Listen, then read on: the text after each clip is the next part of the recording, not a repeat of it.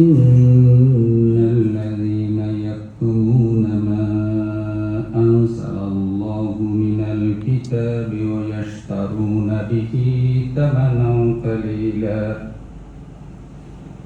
أولئك ما يأكلون في بطونهم إلا النار ولا يكلمهم الله يوم القيامة ولا يزكيهم ولهم عذاب أليم.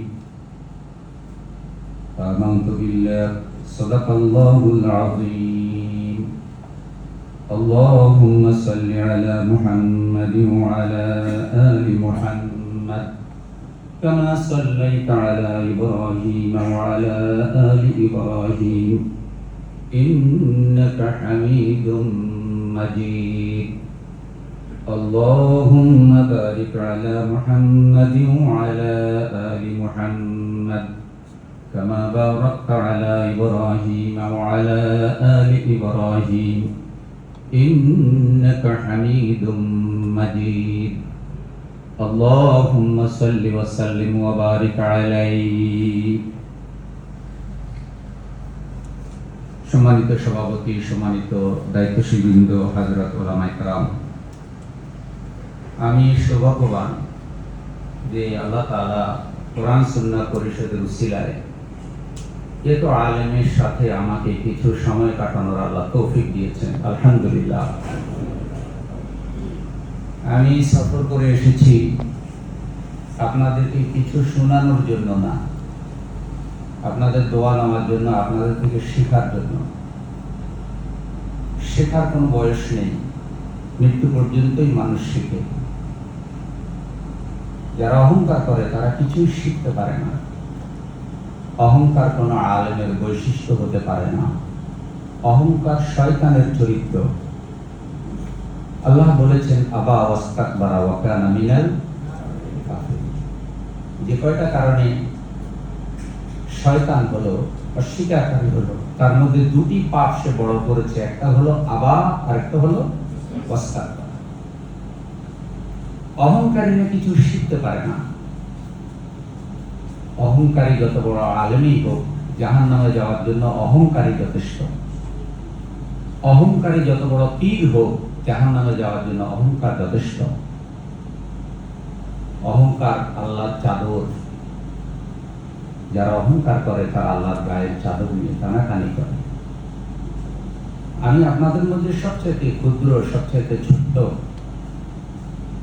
আল্লাহ যদি দয়া করে আমাকে ক্ষমা করেন এবং আজকের এই মজলিসটা আল্লাহ কবুল করেন, তাহলে আমরাও সফল, আপনারাও সফল। আল্লাহ আমাদের এই সময়টুকু কবুল করুন।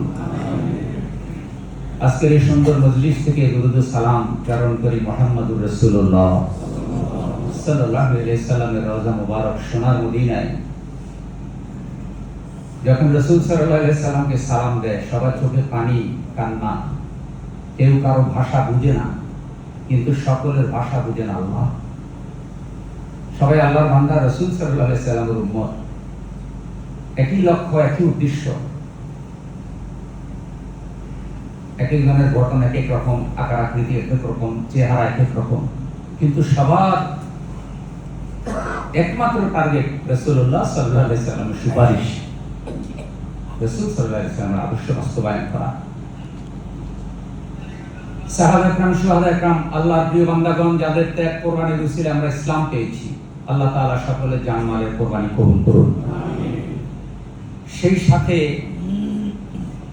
তরুণ ছাত্র জনতা যারা জীবন দিয়েছে, হাত গেছে, চোখ গেছে, পা গেছে, এমন এমন সন্তান বেওয়ারিশ লাশ হিসেবে দাফন হয়ে গেছে, অথচ তার মা বাবা সবই আছে। তার মা বাবা কাঁদছে, ছেলের কবরটাও চিনে না। মানুষ মরে গেলে মানুষের চিন্তা থাকে যে আমি আমার ছেলেকে গোসল করাবো, আমার বাবাকে গোসল করাবো, জানাজা দেবো, কাফন দেবো, দাফন দেবো, কিন্তু তাদের সন্তান বেওয়ারিশ লাশ হিসেবে দাফন হয়ে গেছে। পিতামাতা সন্তানের কবরটাও চিনে না। এর থেকে কষ্ট পিতামাতার জন্য আর হতে পারে না।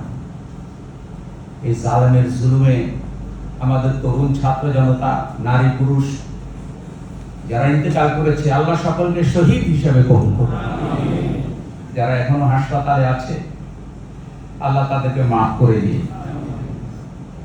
একজন রিক্সাওয়ালার পা চলে গিয়েছে, শ্রদ্ধেয় আমির জামান তাকে দেখতে গিয়েছেন হাসপাতালে, সালাম দিয়ে জিজ্ঞাসা করলেন, আপনি কেমন আছেন? হেসে উঠে বলল, আমি ভালো আছি।